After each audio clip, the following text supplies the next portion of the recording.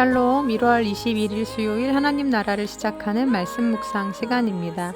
하나님께서 오늘 우리에게 주시는 말씀은 창세기 15장 1절에서 21절까지의 말씀인데요.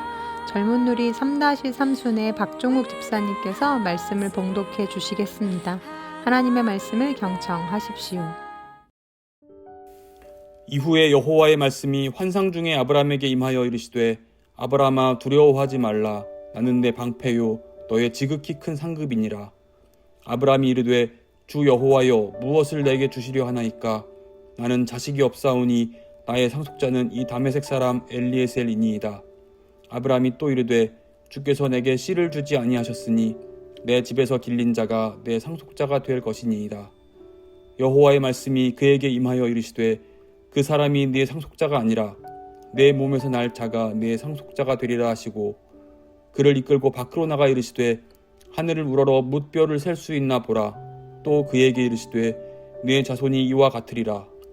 아브라함이 여호와를 믿으니 여호와께서 이를 그의 의로 여기시고 또 그에게 이르시되 나는 이 땅을 내게 주어 소유를 삼게 하려고 너를 갈대아인의 우르에서 이끌어낸 여호와니라. 그가 이르되 주 여호와여 내가 이 땅을 소유로 받을 것을 무엇으로 알리이까. 여호와께서 그에게 이르시되 나를 위하여 3년 된 암소와 3년 된 암염소와 3년 된 숫양과 산 비둘기와 집 비둘기 새끼를 가져올지니라. 아브라함이 그 모든 것을 가져다가 그 중간을 쪼개고 그 쪼갠 것을 마주 대하여 놓고 그 새는 쪼개지 아니하였으며 솔개가 그 사체 위에 내릴 때에는 아브라함이 쫓았더라. 해질 때에 아브라함에게 깊은 잠이 임하고 큰 흑암과 두려움이 그에게 임하였더니 여호와께서 아브라함에게 이르시되 너는 반드시 알라. 네 자손이 이방에서 객이 되어 그들을 섬기겠고 그들은 400년 동안 네 자손을 괴롭히리니 그들이 섬기는 나라를 내가 징벌할지며 그 후에 네 자손이 큰 재물을 이끌고 나오리라. 너는 장수하다가 평안히 조상에게로 돌아가 장사될 것이요 네 자손은 4대 만에 이 땅으로 돌아오리니 이는 아모리 족속의 죄악이 아직 가득 차지 아니함이니라 하시더니 해가 져서 어두울 때에 연기 나는 화로가 보이며 타는 횃불이 쪼갠 고기 사이로 지나더라. 그날에 여호와께서 아브라함과 더불어 언약을 세워 이르시되 내가 이 땅을 애굽 강에서부터 그 큰 강 유브라데까지 내 자손에게 주노니 곧 겐 족속과 그니스 족속과 간몬 족속과 헷 족속과 브리스 족속과 르바 족속과 아모리 족속과 가나안 족속과 기르가스 족속과 여부스 족속의 땅이니라 하셨더라. 지난 금요일 신방간 데이 때 담임 목사님께서 로마서 8장 24절에서 25절까지의 말씀을 전해주셨습니다. 우리가 소망으로 구원을 얻었음에 보이는 소망이 소망이 아니니 보는 것을 누가 바라리요. 만일 우리가 보지 못하는 것을 바라면 참음으로 기다릴지니라. 아멘. 네, 이 말씀을 함께 읽다가 문득 이런 질문이 생겼습니다. 왜 구원을 믿음이 아니라 소망으로부터 얻는다고 했을까? 왜 구원이 소망으로부터 나오지? 네, 그런 질문이 생겼는데요. 그런데 말씀 후반절에 보지 못하는 것을 바라면 참음으로 기다릴지니라 라는 구절에서 하나의 깨달음이 왔습니다. 아, 그렇지. 구원은 하나님의 약속이지. 하나님께서 주시는 거지. 그때를 알 수는 없지만 하나님이 주신다고 하셨으면 반드시 주시지. 그럼 우리가 할 수 있는 건 그때를 믿음으로 기다리는 거겠네. 기다리다 보면 결국 그때를 만나게 되고 구원을 맞이하게 되니까 그래서 소망으로 구원을 얻는다고 하셨구나. 네, 그런 깨달음이 오더라고요. 맞습니다. 하나님은 지금까지 당신의 약속을 한 번도 어긴 적이 없으신 분이십니다. 그가 말씀하신 것은 무엇이든 반드시 이루고야 마시는 분이십니다. 그러니 우리에게 필요한 것은 그분에 대한 신뢰요 또한 인내로서 그때를 기다리는 것입니다. 오늘 본문 창세기 15장은 믿음의 조상 아브라함이 흔들리고 있던 순간의 이야기를 담고 있습니다. 오늘 본문 1절은 이렇게 시작하는데요. 이후에 여호와의 말씀이 환상 중에 아브라함에게 임하여 이르시되 아브라함아 두려워하지 말라. 나는 내 방패요 너의 지극히 큰 상급이니라 라고 시작하고 있습니다. 네, 이때는 언제였냐 하면 아브라함이 롯을 사로잡아갔던 동방연합군을 무찌르고 그를 구출해온 직후였습니다. 비록 어려운 전쟁에서 이기긴 했지만 언제 다시 더 큰 군대를 이끌고 보복해올지 모르는 상황이었습니다. 그러니 아브라함의 마음에는 큰 두려움이 몰려왔겠죠. 게다가 큰 민족을 이루어 주시겠다는 하나님의 약속을 믿고 모든 것을 버리고 가나안으로 왔지만 지금껏 그 약속이 이루어진 것은 하나도 없었습니다. 자식도 없었고 자기 소유의 땅도 없었습니다. 가나안에 살고 있던 원주민들과의 마찰을 피해 계속해서 장막을 옮겨 다니는 삶을 살았고 그 와중에 큰 기근을 만나기도 했고 그러한 이유로 애굽으로 내려갔다가 아내 사례를 빼앗길 뻔한 일도 있었습니다. 이제는 롯의 구출 사건으로 인해 저 강대국들의 표적이 되었으니 약속이 이루어지기는커녕 혹시 이러다 자기와 자기 가족이 다 몰살당할 수도 있겠다라는 두려움이 밀려오죠. 이때 아브라함의 마음이 어땠을까를 가만히 묵상해 보면 제가 만약 아브라함이라면 하나님께 대한 서운함과 원망을 넘어 배신감과 절망감까지도 느껴질 수 있겠다 싶습니다. 그 마음을 아셨던 하나님께서 아브라함을 찾아와 이렇게 말씀하십니다. 아브라함아 두려워하지 말아라. 나는 내 방패요 너의 지극히 큰 상급이니라. 네, 아브라함도 잘 압니다. 하나님이 자신의 방패인 것도 알고 상급인 것도 아는데 왜 자신의 삶에서는 이렇게 두려움과 고난이 끊이지 않는 건지, 그 약속은 도대체 그래서 언제 이루어지는 건지 하나님은 이번에도 말씀이 없으시죠. 그래서 아브라함은 꾹꾹 눌러왔던 마음을 토로합니다. 아브라함이 이르되 주 여호와여 무엇을 내게 주시려 하나이까? 주께서 나에게 씨를 주지 아니하시니 우리 집에서 길리운 자가 내 상속자가 될 것입니다. 이렇게 이야기하는데요. 이 말은 곧 하나님 도대체 언제입니까? 정말 주시기는 하는 겁니까? 라는 불만과 불신이 섞인 고백입니다. 그때 하나님은 아브라함을 조용히 이끌어 밖으로 나가시죠. 그리고 그의 눈을 들어 저 캄캄한 밤하늘에 떠있는 수많은 별들을 보여주십니다. 그리고 말씀하시죠. 아브라함아 저 하늘을 펼친 이가 누구냐? 저 하늘을 수놓은 수많은 별들을 지은 이가 누구냐? 내가 감히 저 무별들을 헤아릴 수 있겠느냐? 그러나 내 자손이 이와 같을 것이다. 내 몸에서 날 자로 인해 내가 그렇게 할 것이다. 네, 이번에도 하나님은 언제 주시겠다는 말씀은 하지 않으십니다. 하지만 땅 아래 현실과 상황에 고립되어 아직 주어지지 않고 이루어지지 않은 것에 온통 마음을 빼앗겨 있던 아브라함의 시선을 들어서 다시 약속으로 또 다시 하나님 자신에게로 향하게 하십니다. 그리고 하나님의 분명한 약속의 말씀이 그의 귀에 들려오는 순간 하늘에 떠있는 저 수많은 별들이 그의 눈에 들어오는 순간 저 수많은 별들을 지으시고 창조하신 하나님이 내 하나님이라는 것이 믿어지는 순간 네, 그분이 하시겠다면 반드시 그리 되겠구나 라는 믿음이 다시 아브라함에게 주어집니다. 그래서 성경은 이렇게 기록합니다. 아브라함이 여호와를 믿으니 여호와께서 이를 그의 의로 여기시고 아멘. 맞습니다. 믿음은 내가 가진다고 가질 수 있는 것이 아닙니다. 그분이 어떠한 분이신지를 묵상할 때 그분의 능력과 그분의 성품을 묵상하며 나의 시선을 들어 다시 그분에게로 돌려 집중할 때 내 안에 주어지는 것이 바로 믿음입니다. 이후 언약식이 이루어지는 장면이 나오는데요. 그 장면에서 아브라함이 한 행동 하나가 눈에 들어옵니다. 바로 아브라함이 쪼개어 놓은 재물 위로 솔개가 내려앉을 때 그것을 열심히 쫓아내는 장면인데요. 이것은 단순히 먹이를 낚아채려는 솔개를 쫓는 이야기가 아닙니다.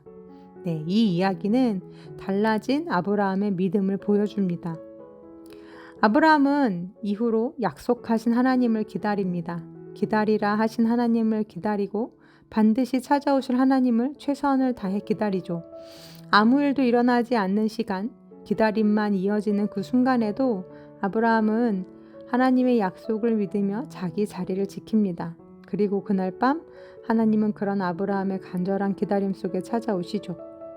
옛날 고대 시대에는 언약을 맺을 때 두 당사자가 이렇게 쪼개놓은 재물 사이를 지나가면서 만일 이 언약을 어길 경우 자신이 이 재물처럼 죽게 될 것임을 맹세했다 합니다. 그런데 하나님께서 스스로 그 쪼갠 고기 사이를 지나가시면서 아브라함에게 약속하시는 겁니다. 자신의 생명을 걸고 자신의 이름을 걸고 반드시 아브라함과 한 약속을 이루어 주시겠다고 하십니다. 이번에도 언제라는 말씀을 주시진 않습니다. 그저 자신이 어떠한 분이신지를 이 횃불 언약을 통해 아브라함에게 보여주시죠. 사랑하는 우리 우신가족 여러분, 하나님은 반드시 약속을 이루시는 분이십니다. 그분이 지키시겠다 하시면 지키시고 그분이 떠나지 않겠다 하시면 떠나지 않으시며 그분이 우리를 가장 좋은 길로 인도하시겠다 하시면 그렇게 하시는 분이십니다. 단지 나의 뜻과 그분의 뜻이 다를 뿐이고 그분의 때와 우리의 때가 다를 뿐 그분은 우리를 향한 가장 좋은 당신의 계획과 생각을 이루시는 분이십니다. 그러므로 우리가 주목해야 할 것은 현재의 상황이 아니라 이 상황 위에 계시는 하나님이시고 그분이 직접 우리에게 계시하여 주신 당신의 성품, 당신의 신실하심입니다. 아브라함이 그랬던 것처럼 지연되는 약속 앞에서 믿음이 흔들릴 때, 마음이 무너질 때, 두려움이 엄습할 때 눈을 들어 하나님을 바라보는 그분의 성품과 그분의 능력과 그분의 말씀에 우리의 시선을 두는 우리 우신가족들 되기를 간절히 소망합니다. 아브라함의 하나님이 오늘 우리의 하나님 되십니다. 아멘. 함께 기도하시겠습니다. 신실하신 하나님, 약속이 더디게 이루어지는 시간 속에서도 주의 말씀을 붙들게 하시고 눈에 보이지 않아도 주의 성품을 신뢰하며 소망 가운데 기다리게 하여 주옵소서. 우리의 때가 아니라 주의 때를 믿게 하시고 오늘도 소망으로 구원의 날을 기다리며 우리가 지켜야 할 마음을 지키고 고난의 때, 기다림의 때를 잘 인내할 수 있는 믿음을 더하여 주옵소서. 예수님의 이름으로 기도합니다. 아멘. 말씀을 마쳤습니다. 오늘은 앞서 말씀을 봉독해 주신 박종욱 집사님의 레마의 말씀 사연을 함께 나누겠습니다. 안녕하세요. 저는 젊은 3-3순의 박종욱 집사입니다. 저는 어렸을 적부터 결혼하기 전까지 부모님과 함께 인천의 한 교회에서 신앙생활을 했습니다. 그런데 매주 담임 목사님의 설교를 들으면서도 그 설교가 지난번 그 설교 같고 별로 인상 깊은 말씀으로 남아있지 않아 매주 설교 시간에는 졸거나 딴청을 피우며 지나쳤던 것 같습니다. 지금 생각해보면 목사님의 설교 때문이라기보다는 아마도 제가 말씀에 갈급한 마음이 없어서 그랬던 것 같네요. 그렇게 매번 그냥저냥 예배와 말씀에 집중하지 못하고 지내던 어느 날 갑자기 제 귀에 설교가 꽂히며 지금까지도 기억에 남는 말씀이 있습니다. 바로 이사야 9장 6절의 말씀인데요. 이는 한 아기가 우리에게 낳고 한 아들을 우리에게 주신 바 되었는데 그의 어깨에는 정사를 메었고 그의 이름은 기묘자라 모사라 전능하신 하나님이라 영존하시는 아버지라 평강의 왕이라 할 것임이라 라는 말씀입니다. 그때가 아마 송구영신 예배 중이었던 걸로 기억하는데 목사님이 해주신 말씀은 메시아로 오신 예수님의 이름의 능력이 새해를 맞이하며 모든 성도들에게 함께 하기를 바란다는 내용이었습니다. 그전에도 이 말씀은 많이 들어서 알고는 있었는데 정확히 무슨 의미인지 이해하지 않고 넘어갔었던 구절이었습니다. 특히 기묘자나 모사라는 말이 어려워서 와닿지 않았습니다. 목사님의 설교에서 알려주시기로 기묘자는 영어로 원더풀인데 우리 삶 가운데서 이해할 수 없을 만큼 놀라우신 일을 행하시는 분이라는 의미고 모사는 영어로 카운슬러로 우리의 모든 문제를 털어놓고 함께 고민해 주시는 뛰어난 상담자가 되신다고 합니다. 그 다음 조금 익숙한 이름인 전능하신 하나님은 모든 권능을 가지신 하나님 본체로서 못하실 일이 전혀 없는 분이시고 영존하시는 아버지는 육체의 아버지가 자녀를 사랑으로 돌보듯 우리를 사랑하시는 분이신데 그 인자하심이 영원토록 이어질 것이라는 점을 또 평강의 왕은 세상이 줄 수 없는 참된 평화를 주시고 우리의 삶을 평탄케 하시는 왕의 의미를 담고 있다고 풀어주셨습니다. 그러고 보면 항상 우리가 기도를 예수님의 이름으로 기도한다고 마무리하는데 정작 예수님의 이름이 가지는 의미에 대해서는 잘 묵상하지 못했던 것이 아닌가 하는 생각도 들었습니다. 우리 우신공동체 여러분도 이러한 기묘자, 모사, 전능하신 하나님, 영존하시는 아버지, 평강의 왕으로 오신 예수님의 이름의 능력에 기대어 오늘 하루도 세상을 이기는 그리스도인이 되기를 소망해 봅니다. 네, 이렇게 사연 보내주시면서 그 이름이라는 찬양 신청해 주셨습니다. 우리 삶에 원더풀한 일을 행하시는 분, 친절하고 따뜻한 상담가이시며 못하실 일이 전혀 없으신 능력의 하나님, 영원토록 우리 곁에 계시고 우리에게 세상이 모르는 참 평화와 평안을 선물해 주시는 왕, 네, 그분이 우리 아버지이셔서 너무나 든든하고 행복하고 감사합니다. 우리에게 자신을 내어주신 하나님, 그 사랑과 약속에 신실하신 하나님을 신뢰하며 집사님 말씀처럼 세상을 이기는 그리스도인이 되기를 저 역시 기도해 봅니다. 그럼 집사님 추천해 주신 찬양 함께 들으시면서 더 깊은 묵상 하시겠습니다.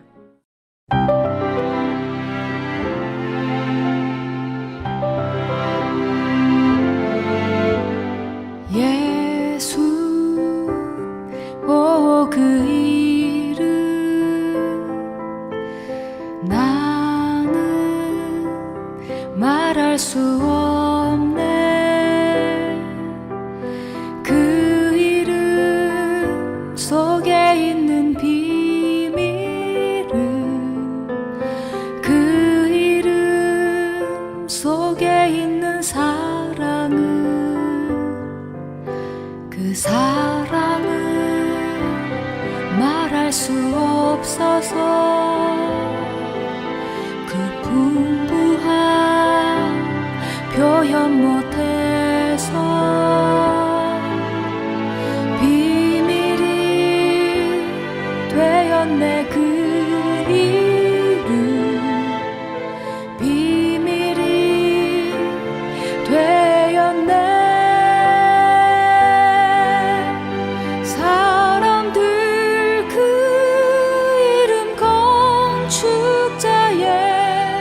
버린 돌처럼 버렸지만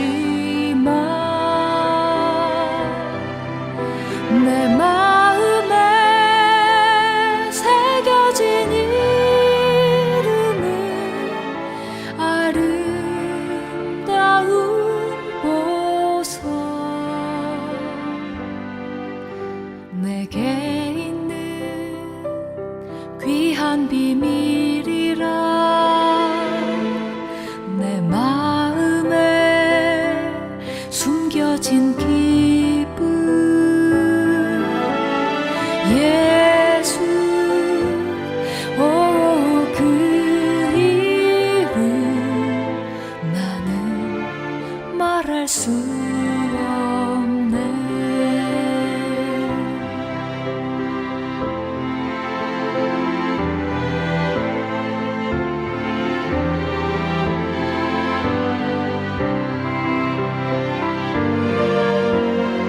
사람들 그 이름 건축자의 버린 돌처럼 버렸지만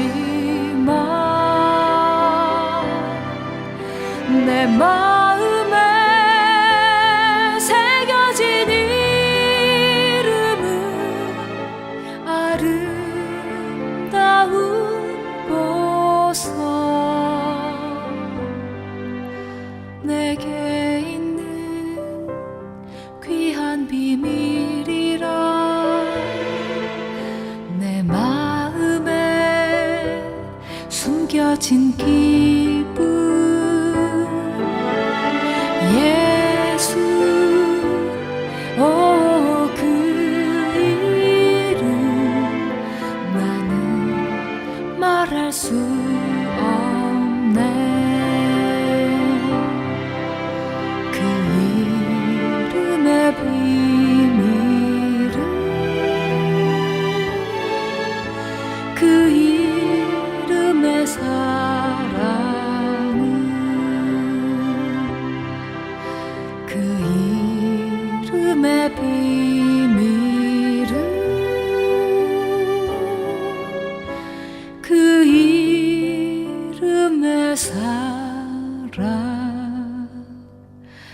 은